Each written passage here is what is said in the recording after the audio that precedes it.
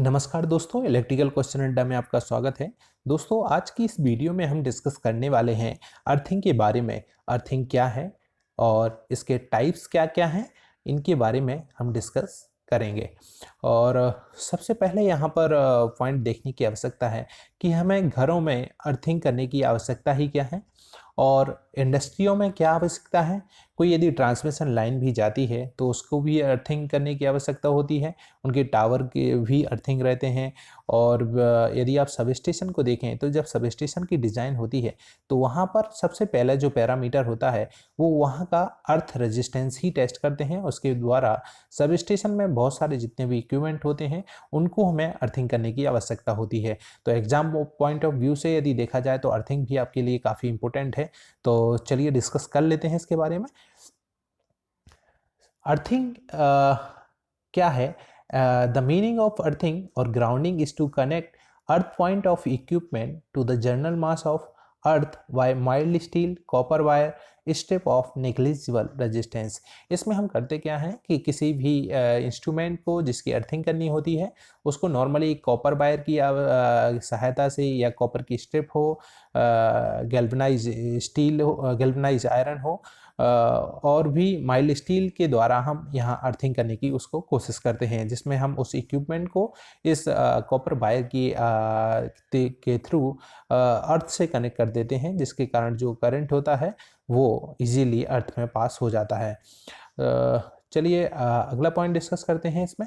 यदि आप earthing system को देखें तो यदि एक ट्रांसफार्मर को आप जब देखते हैं तो ट्रांसफार्मर में दो वाइंडिंग कनेक्शन होते हैं। प्राइमरी साइड में एक बाइंडिंग आती है और सेकेंडरी साइड में बाइंडिंग आती है।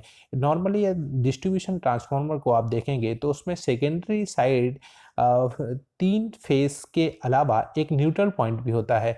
न्यूट्रल पॉइंट को हम नॉर्मली यहाँ पर अर्थ किए हुए होते हैं।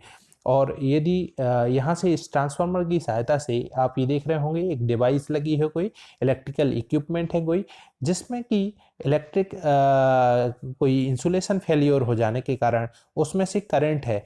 और उस यदि इस इक्विपमेंट को एक ह्यूमन बॉडी टच करती है तो ये करंट ह्यूमन बॉडी के थ्रू पास हो जाने के कारण उसको शॉक लग सकता है।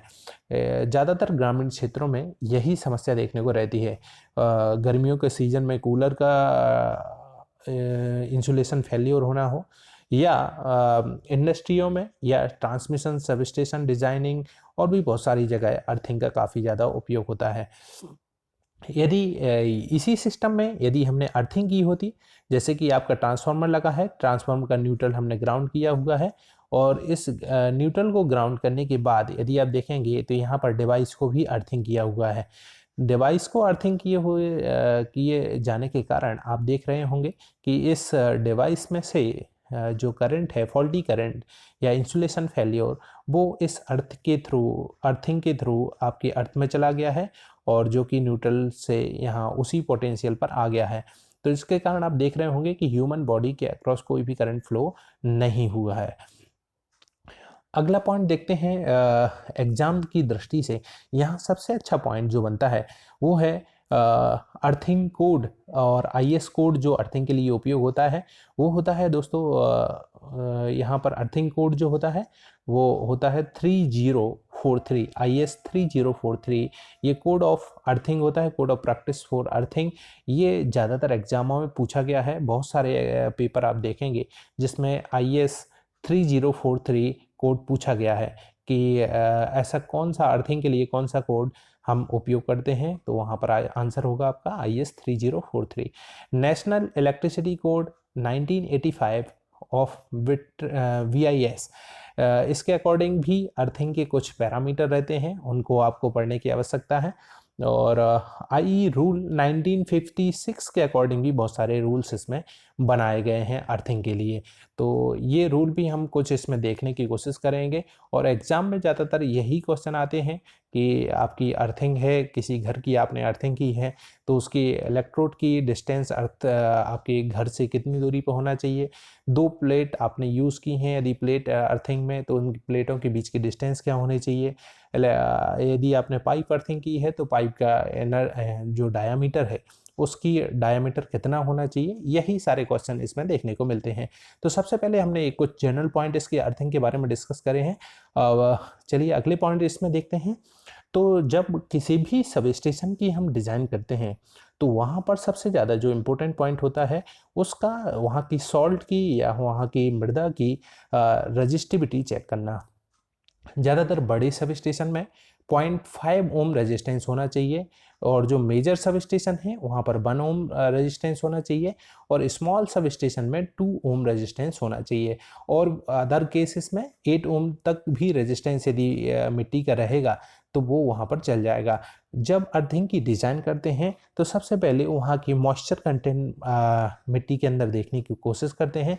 मिट्टी के अंदर रेजिस्टेंस कितना है और उसके लिए एक मेथड होती है और वो टेस्ट जब हम करते हैं तो वहाँ का अर्थिंग रेजिस्टेंस हमें मालूम चल जाता है। यदि सब स्टेशन यदि मान लीजिए लार्ज सब स्टेशन बनाना है आपको और वहाँ का रेजिस्टेंस यदि कम है तो ज़्यादा है तो उसको रेजिस्टेंस को कम करने के लिए हम पैरेलल में भी इलेक्ट्रोड कनेक्शन करेंगे, जिसको हम आगे वाले पार्ट में देखने की कोशिश करेंगे। तो सबसे पहले आपको ये कुछ पॉइंट यहाँ पर देखने की आवश्यकता है। 0.5 ओम लार्ज पावर सबस्टेशन में और इन ऑल अदर केस 8 ओम तक आप अर्थिंग कर सकते हैं। अगला पॉइंट यहाँ देखते हैं। नॉर्मली जो हमारे घरों में उपयोग होती है या इंडस्ट्री में भी उपयोग होती है तो 4 या 5 तरीके के इलेक्ट्रोड या बोलें सिंपल शब्द में हम 4 या 5 तरह की अर्थिंग हम नॉर्मली उपयोग करते हैं। सबसे पहला है प्लेट इलेक्ट्रोड, दूसरा है पाइप इलेक्ट्रोड या पाइप अर्थिंग, ऐसा बोल सकते हैं हम। Plate earthing, pipe earthing, strip earthing, cable sheath earthing और एक और यहाँ पर पॉइंट छूट गया है रोड अर्थिंग। रॉड भी हम उपयोग करते हैं नॉर्मली कई जगह अर्थिंग के लिए, उसको भी हम इस वीडियो में देखने की कोशिश करेंगे। चलिए पहला पार्ट हम इसमें देखने की कोशिश करते हैं प्लेट अर्थिंग। प्लेट अर्थिंग के अंतर्गत आप देखेंगे कि एक कॉपर की प्लेट रहती है और ये कॉपर की प्लेट आप देख रहे होंगे, इसमें एक स्ट्रिप जुड़ी हुई होती है और ये कॉपर की प्लेट का एक डायमेंशन फिक्स होता है। या तो आप इसमें कॉपर की प्लेट इस्तेमाल कर सकते हैं या जीआई प्लेट भी इस्तेमाल कर सकते हैं, ये आपकी रिक्वायरमेंट के ऊपर है और जो अवेलेबिलिटी है उसके ऊपर डिपेंडेंट रहती है। दोस्तों इसमें ज़्यादातर हम जब अर्थिंग करते हैं तो उसमें चारकोल और नमक भी मिलाते हैं। कई जगह प्रैक्टिस में होता है कि आप चारकोल की लेयर पहले बिछाते हैं, फिर नमक डालते हैं उसमें और फिर चारकोल डालते हैं। तो ऐसे भी लेयर बाय लेयर भी आप डाल सकते हैं या फिर आप मिक्स करके दोनों को डालने की कोशिश कर सकते हैं। यहाँ आप देखेंगे तो यहाँ आप देखेंगे प्लेट अर्थिंग के अंदर आप एक प्लेट लेंगे कॉपर की, जिसकी स्ट्रिप आप ऊपर तक लाएंगे और स्ट्रिप को यहाँ से आप निकाल लेंगे। यहाँ लिखा हुआ है कॉपर वायर फॉर कनेक्शन और इसे कॉपर स्ट्रिप भी बोल सकते हैं। तो ये इसका कनेक्शन डायरेक्ट आपकी प्लेट से होता है और ये प्लेट की एक डायमेंशन फिक्स रहती है कि इसकी लंबाई चौड़ाई और जो मोटाई रहती है वो फिक्स रहती है। यदि आप कॉपर की इस्तेमाल करेंगे तो उसकी मोटाई थोड़ी कम होती है और जीआई की यदि आप इस्तेमाल करेंगे तो लगभग डबल हो जाती है उसकी मोटाई। तो ये पैरामीटर हम अभी देखने वाले हैं। और यहाँ से एक पाइप जीआई पाइप भी कनेक्ट रहता है, जिसके थ्रू क्या करते हैं कि जब आपका नीचे आपने प्लेट के ऊपर और नीचे 15 mm, ये यहाँ पर लिखा हुआ है 15 सेंटीमीटर चारकोल और सॉल्ट का मिक्सचर उसके ऊपर नीचे डालने की कोशिश करते हैं। और ये जीआई पाइप जो रहता है ये इस कॉपर प्लेट के ऊपर तक रहता है। जीआई पाइप को जस्ट उसके ऊपर नहीं रखते हैं कॉपर प्लेट के, थोड़ा सा डिस्टेंस इसमें बना के रखते हैं, जिससे कि जब हम गर्मियों के दिनों में जब इसका रेजिस्टेंस कम होता है, मॉइस्चर कंटेंट कम होता है, तब यहाँ से हम कुछ पानी डालने की कोशिश करते हैं, जिससे कि मॉइस्चर कंटेंट जो होता है वो ज़्यादातर इस प्लेट के अक्रॉस रहता है, जिससे कि अर्थिंग काफ़ी अच्छी रहती है और अर्थ का रेजिस्टेंस काफ़ी कम हो जाता है। तो ये जो कॉपर प्लेट आप देख रहे हैं इसका फिक्स डायमेंशन है और ये आप देखेंगे तो जब प्लेट अर्थिंग हम करते हैं तो प्लेट अर्थिंग के लिए नॉर्मली हम कॉपर या गैल्वनाइज्ड आयरन और स्टील की एक चौकोर संरचना जो वाली प्लेट इस्तेमाल करते हैं और इसके एक डायमेंशन होती है, जैसे कि कॉपर के लिए आप देखेंगे कि मिनिमम साइज जो होना चाहिए वो 60 सेंटीमीटर इंटू 16 सेंटीमीटर लंबाई चौड़ाई, और जो मोटाई है इसकी वो 3.15 होनी चाहिए। लेकिन यदि आप यही गैल्वेनाइज्ड आयरन की इस्तेमाल करेंगे तो गैल्वेनाइज्ड आयरन के लिए 60 सेंटीमीटर इंटू 6.3 मोटाई की होनी चाहिए। यानी आप देख रहे होंगे गैल्वेनाइज्ड आयरन की यदि हम इस्तेमाल करते हैं तो इसकी मोटाई काफ़ी लगभग अप्रॉक्स डबल हो जाती है कॉपर की। तो ये आप अवेलेबिलिटी और थोड़ा सा कॉपर का रेट थोड़ा सा महंगा होने के कारण नॉर्मली गैल्वेनाइज्ड आयरन भी इस्तेमाल करते हैं। दोस्तों एक क्वेश्चन आपके यहाँ पर आ रहा होगा कि गैल्वेनाइज्ड आयरन ही हम यहाँ पर इस्तेमाल क्यों करते हैं। तो गैल्वेनाइज्ड आयरन एक अच्छा मटेरियल होता है अर्थिंग के लिए, क्योंकि इसमें जंग जो रहती है वो इजीली नहीं लगती है। और नॉर्मली आप देख रहे होंगे कि चारकोल और नमक का कॉम्बिनेशन इसके ऊपर डला हुआ होता है। तो यदि आप नॉर्मल आयरन इस्तेमाल करेंगे तो जंग से काफ़ी जल्दी वो डैमेज हो जाएगा और अर्थिंग आपके लिए प्रॉपर नहीं मिलेगी। तो ये थे कुछ डायमेंशन। अगला पॉइंट हम देखते हैं यहाँ पर कि यदि आपका कहीं आप डिजाइन कर रहे हैं, प्लेट अर्थिंग वहाँ पर आप इस्तेमाल कर रहे हैं और आपने देखा कि जितना आपको मान लीजिए सब स्टेशन की डिजाइनिंग कर रहे थे और आपको 0.5 ओम रेजिस्टेंस चाहिए था, लेकिन आपका 1 ओम रेजिस्टेंस वहाँ पर मिल रहा है एक इलेक्ट्रोड लगाने पर, तो आप क्या कोशिश करेंगे कि यहाँ पर 2 प्लेट आप इस्तेमाल करेंगे, जिससे कि 2 प्लेट जब इस्तेमाल कर लेंगे तो आपका पैरेलल में कॉम्बिनेशन रेजिस्टेंस जब जोड़ेंगे आप, या एक तरीके से सोचें कि 2 प्लेट को पैरेलल में कनेक्ट करने पर उनका रेजिस्टेंस आधा हो जाएगा।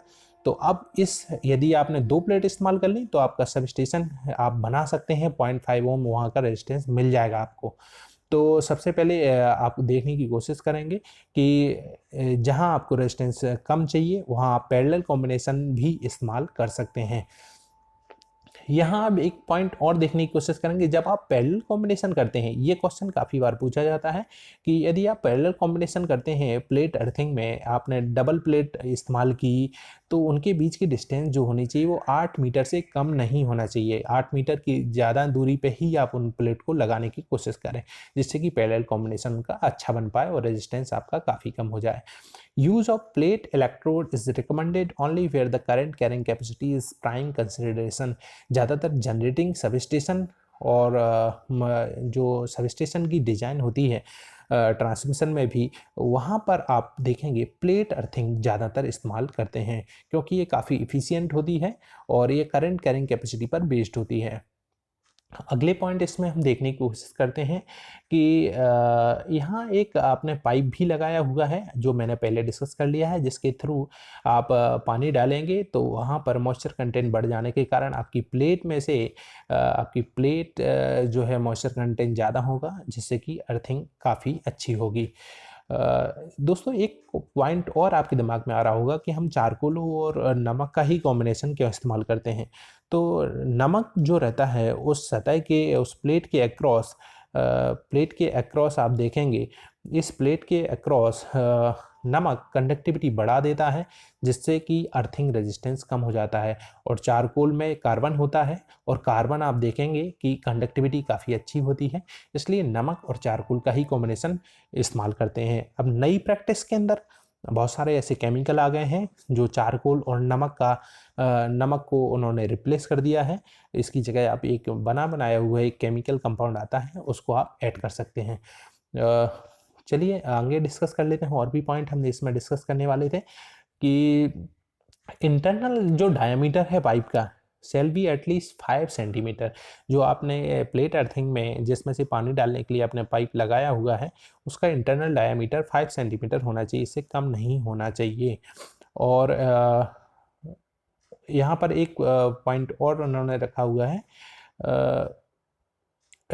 जहाँ पर one end of the pipe shall be at least 5 centimetre of the surface of the ground and need not to be more than 10 centimetre.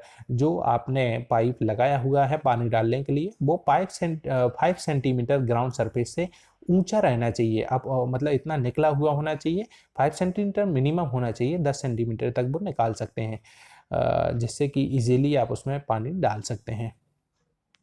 दोस्तों अगली अर्थिंग जो होती है वो होती है पाइप अर्थिंग। और पाइप अर्थिंग आप देखेंगे कि हम यहाँ पर जीआई पाइप नॉर्मली यूज़ करते हैं।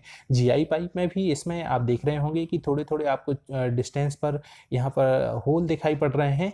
इस पाइप के अंदर बहुत सारे ऐसे छेद होते हैं। ये इसलिए करते हैं कि जब हम इसके अंदर पानी डालेंगे तो वो ये यूनिफॉर्म तरीके से उस मिट्टी के अंदर फैलेगा। तो इस पाइप की मिट्टी से कनेक्टिविटी काफ़ी अच्छी रहेगी और मॉइस्चर कंटेंट हो जाने के कारण ये जो है इसमें अर्थिंग काफ़ी अच्छे से होगी, रेजिस्टेंस काफ़ी कम हो जाएगा। दोस्तों यहाँ पर ये पाइप अर्थिंग दिखाई पड़ रही है। पाइप अर्थिंग में इसमें आप देखेंगे कि ये यहाँ से कनेक्टेड है इलेक्ट्रोड और ये पाइप यहाँ पर डाला हुआ है। पाइप में बहुत सारे छेद भी हैं और ये आप यहाँ कॉम्बिनेशन देख रहे होंगे, चारकोल और सॉल्ट का एक कॉम्बिनेशन यहाँ पर दिखाई पड़ रहा है। तो ये पाइप इलेक्ट्रोड है यहाँ पर। अब पाइप इलेक्ट्रोड में नॉर्मली जीआई पाइप ही इस्तेमाल करते हैं। कुछ ऐसे पॉइंट हैं जो हम इसको देख लेते हैं, एग्जाम पॉइंट ऑफ व्यू से काफ़ी इंपॉर्टेंट है।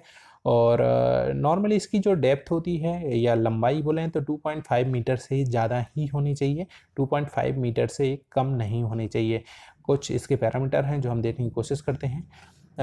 पाइप इलेक्ट्रोड में जो हम इलेक्ट्रोड इस्तेमाल करते हैं, पाइप इस्तेमाल करते हैं, वो बी क्लास जीआई पाइप होना चाहिए और the internal diameter should not be smaller than 38 mm। काफ़ी इंपॉर्टेंट पॉइंट है, कई एग्जामों में डायरेक्ट पूछा गया है और आईटीआई लेवल के जो एग्ज़ाम होते हैं, जेई लेवल के एग्ज़ाम हैं, उनमें ये 38 mm diameter, inner diameter GI pipe का कितना होना चाहिए, कई बार पूछा गया है। And it should be 100 mm for cast iron. यदि कास्ट आयरन का आप पाइप इस्तेमाल कर रहे हैं तो वहाँ पर इसकी जो डायमीटर है वो 100 mm आप रख सकते हैं। अगला पॉइंट जो यहाँ काफ़ी इंपॉर्टेंट है वो है pipe electrode should not be less than 2.5 mm, 2.5 metre, sorry mm नहीं है वहाँ पर, 2.5 मीटर से उसकी लंबाई कम नहीं होना चाहिए। और it should be embedded vertically इसको हम डालते हैं। Where hard rock is encounter in can be incline to the vertical. दोस्तों कई बार क्या होता है कि आपको पहाड़ी क्षेत्र में आपको अर्थिंग करनी है या आपकी सब स्टेशन एक ऐसी जगह है जहाँ पहाड़ी क्षेत्र है, तो वहाँ पर आप अर्थिंग करने की कोशिश करेंगे तो आपका पाइप डायरेक्ट अंदर नहीं जाएगा, जिसके कारण आपको क्या करना पड़ता है कि आप इसको इंक्लाइन भी कर सकते हैं। अब इंक्लाइन करना भी एक फिक्स एंगल पर आप उसको इंक्लाइन कर सकते हैं।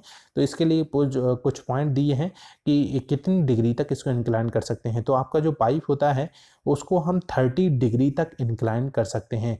यानी ये जो पाइप है आपका, इसको यदि आप ये तो 90 डिग्री पर है, लेकिन इसको आप चाहें तो 30 डिग्री पर आप इसको इंक्लाइन कर सकते हैं। ये पहाड़ी क्षेत्र के लिए अलाउ है। और अगला आप देखेंगे कि ज़्यादातर ये अर्थिंग आप देखेंगे पाइप अर्थिंग जब आपके ट्रांसमिशन में जो टावर होते हैं, ट्रांसमिशन टावर के जो स्ट्रक्चर होते हैं वो उनकी जो आप अर्थिंग करते हैं तो नॉर्मली उसमें पाइप अर्थिंग ही इस्तेमाल करते हैं। ये आप देख रहे होंगे ट्रांसमिशन टावर का एक नेटवर्क है जिसमें जिसको अर्थिंग किया गया है और यहाँ चारकोल और सॉल्ट का कॉम्बिनेशन है। इसकी लंबाई कितनी होनी चाहिए दोस्तों, 2.5 मीटर होनी चाहिए और 38 mm इसका इनर डायामीटर होना चाहिए। दोनों पॉइंट काफ़ी इंपॉर्टेंट है। यहाँ पर एक जो हम पॉइंट डिस्कस कर चुके हैं उसी के बारे में दिया गया है, 30 डिग्री तक इंक्लाइन कर सकते हैं। और अगले पॉइंट है यहाँ पर, the resistance in the case is practically proportional to the reciprocal of the number of electrode used so long. यानी जैसा हमने प्लेट अर्थिंग के केस में देखा था कि यदि अर्थिंग रेजिस्टेंस उतना नहीं मिल रहा है जितना हमें चाहिए था तो उसको और कम करने के लिए हम उसके पैरेलल कॉम्बिनेशन की ओर जाएंगे। तो यहाँ भी यही केस है, यदि एक पाइप लगाने से आपको उतनी अर्थिंग रेजिस्टेंस नहीं मिल पा रहा है, ज़्यादा रेजिस्टेंस मिल रहा है, तो आप एक और पाइप उसके पैरेलल में कंबाइन करेंगे जिससे कि उसका रेजिस्टेंस कम हो जाएगा और आपकी अर्थिंग सूटेबल रहेगी। तो ये भी काफ़ी इंपॉर्टेंट पॉइंट है। और एक और पॉइंट जो यहाँ देखने को मिलता है कई बार एग्जामों में वो ये है कि यदि आपने 2 पाइप इस्तेमाल कर रहे हैं तो उनके बीच की डिस्टेंस कितनी होना चाहिए। जैसे आपने प्लेट अर्थिंग में देखा था कि आप 2 प्लेट इस्तेमाल कर रहे हैं तो उनके बीच की डिस्टेंस कितनी होनी चाहिए, 8 मीटर से ज़्यादा ही होनी चाहिए। वैसे ही यदि आपने L लंबाई का पाइप इस्तेमाल किया है तो 2 L पाइप जब इस्तेमाल करेंगे, एल लंबाई का जो पाइप है, तो उनके बीच की डिस्टेंस होनी चाहिए 2L, यानी उनकी हाइट की डबल डिस्टेंस उनके बीच की दूरी होनी चाहिए। तो 2 पाइप यदि आपने इस्तेमाल करे हैं ट्रांसमिशन आपकी पाइप इलेक्ट्रोड में, तो यहाँ आप देखिए कि यदि आपने एक पाइप इस्तेमाल कर लिया L लंबाई का, और यहाँ आप एक और पाइप का इस्तेमाल कर रहे हैं L लंबाई का, तो इनके जो बीच की डिस्टेंस है वो 2L होनी चाहिए। तो ये पॉइंट यहाँ काफ़ी इंपॉर्टेंट था। दोस्तों एक और अर्थिंग जो होती है वो स्ट्रिप अर्थिंग होती है। स्ट्रिप अर्थिंग में क्या करते हैं, एक नॉर्मली जीआई पाइप की जीआई जो मटेरियल रहता है या कॉपर की एक स्ट्रिप आती है, उन डायरेक्ट स्ट्रिप, इनकी लंबाई फिक्स होती है इतने मीटर, 15 मीटर नॉर्मली रहती है शायद इनकी लंबाई, जिसको कि आप स्ट्रिप की सहायता से भी अर्थिंग कर सकते हैं। दोस्तों होता क्या है कि बहुत सारी जगह आप गड्ढा कर ही नहीं सकते हैं। पहाड़ी क्षेत्र में आपने इंक्लाइन करके भी कोशिश की है 30 डिग्री पर पाइप अर्थिंग को, और बहुत सारी जगह ऐसा रहता है कि आप बिल्कुल भी गुंजाइश नहीं है आपकी अर्थिंग करने की। उस जगह पर ये स्ट्रिप जो अर्थिंग होती है काफ़ी इंपॉर्टेंट साबित होती है। इसमें क्या करते हैं हम, ग्राउंड सरफेस जो रहती है हमारी, उससे थोड़ी सी ही कम डिस्टेंस पर एक सर्कुलर नमा या ऐसे लाइन वाइज लाइन सर्पिलाकार आकृति में ऐसे पैरेलल कॉम्बिनेशन स्टेप का हम इस्तेमाल कर सकते हैं।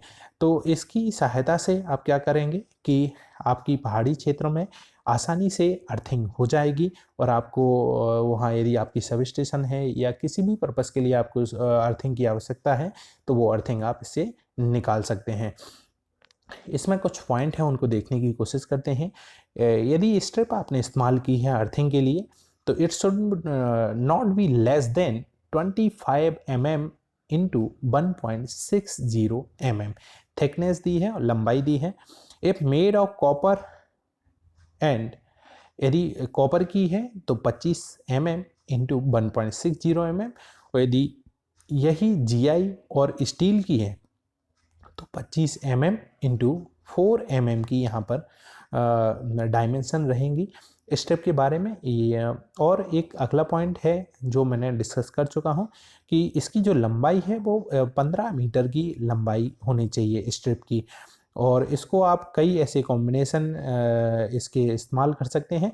और दोस्तों इसको 0.5 मीटर की गहराई में आप डालने की कोशिश करेंगे, तो आप देखेंगे कि ज़मीन के अंदर ये वर्टिकली हॉरिजेंटली डलेंगी, क्योंकि हॉरिजेंटल ही ये 0.5 मीटर की डिस्टेंस यानी डेप्थ में जाएंगी, और वहाँ ऐसे आप या तो इनको पैरेलल कॉम्बिनेशन में या सर्कुलाकार आकृति में इनको आप अरेंज कर सकते हैं।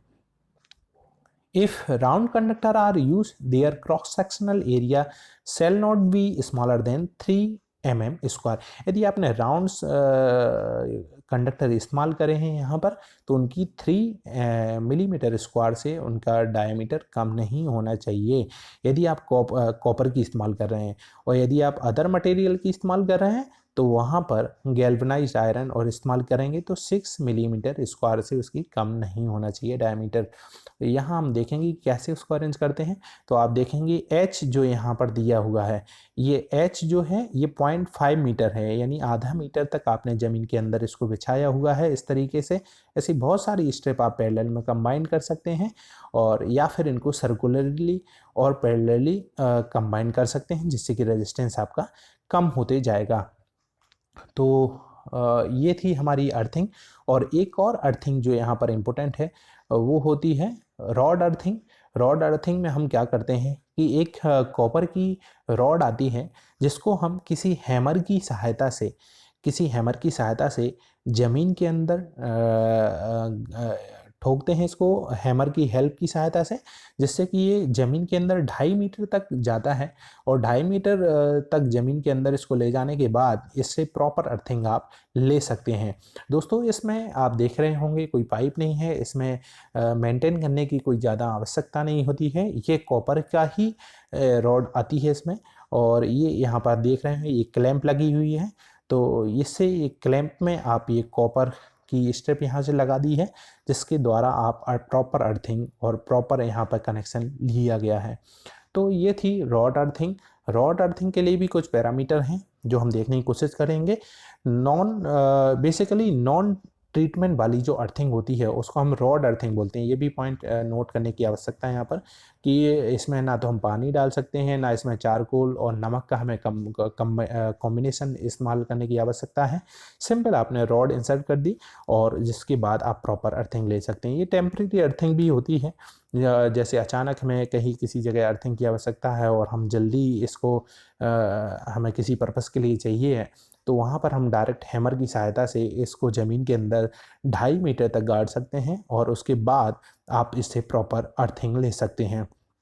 ये रॉड जो होती है ये 12.5 mm या आधे इंच की डायमीटर की होनी चाहिए, या 16 mm डायमीटर यदि आप GI पाइप गैल्वेनाइज स्टील इस्तेमाल कर रहे हैं, और यदि हॉलो सेक्शन ले रहे हैं वहाँ पर तो 25 mm या 1 इंच ऑफ GI पाइप यहाँ पर इस्तेमाल कर सकते हैं। इसकी लंबाई जो होनी चाहिए 2.5 मीटर या 8.2 फीट की होनी चाहिए। जो आप एक चीज़ यहाँ पर देख रहे होंगे कि लगभग 2.5 मीटर से ज़्यादा तो आपको जाना ही है, इससे कम में आप किसी भी अर्थिंग में आप इस्तेमाल नहीं कर सकते हैं। तो ये थी हमारी रॉड अर्थिंग, और बहुत सारे पॉइंट इसमें रह गए हैं जिनको मैं अगले शायद एक और वीडियो बनाऊंगा अर्थिंग के लिए, तो उसमें प्रैक्टिकली आप देखेंगे बहुत सारे पॉइंट जो क्या क्या हमें आवश्यकता है और कैसे हमने इसको घरों में इस्तेमाल करें। तो ये थी दोस्तों अर्थिंग। घरों में प्रॉपर अर्थिंग जरूर कराएं, जिससे कि इलेक्ट्रिक शॉक किसी भी आपकी फ्रिज हो, कूलर हो, किसी का नहीं लगे। और एग्ज़ाम पॉइंट ऑफ दृष्टि से भी आप देख रहे होंगे कि बहुत सारे इसमें पॉइंट हमने ऐसे कवर करे हैं, तो जो आपके आगामी एग्ज़ाम जैसे कि UPPCL, पावर ग्रिड, ज़्यादातर इन्हीं एग्ज़ामों में या स्टेट की जो इंजीनियरिंग एग्ज़ाम होते हैं JEE लेवल के, उनमें बहुत सारे ये पॉइंट डायरेक्ट इन्हीं पॉइंटों से पूछे जाते हैं। तो इनकी प्रैक्टिस करें, और आज का ये वीडियो यदि आपको पसंद आता है तो लाइक ज़रूर करें। Thank you.